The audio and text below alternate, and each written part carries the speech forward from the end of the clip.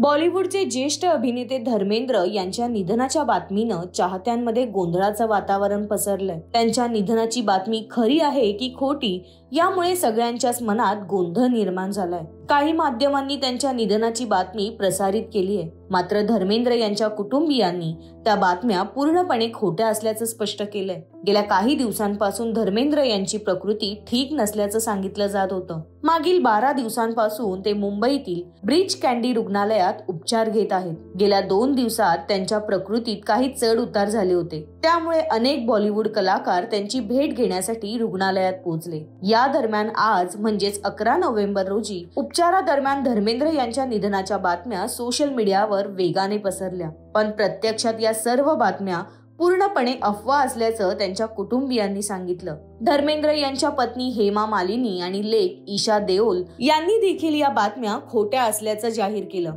हेमा मालिनी यांनी सोशल मीडियावर post share करत लिहिलं, जे घडत आहे ते चुकीचं आहे। जी व्यक्ती उपचार घेत आहे आणि जिच्या प्रकृतीत सुधारणा होत आहे तिच्याबद्दल खोट्या बातम्या पसरवणे हे अत्यंत अनादरपूर्ण आणि गैरजबाबदार वर्तन आहे। कृपया त्या कुटुंबाच्या गोपनीयतेचा आणि त्यांच्या भावना यांचा आदर करा। तर धर्मेंद्र यांच्या निधनाबद्दल पसरलेल्या या अफवांबाबत तुमचं मत काय आहे हे आम्हाला कमेंटद्वारे नक्की सांगा।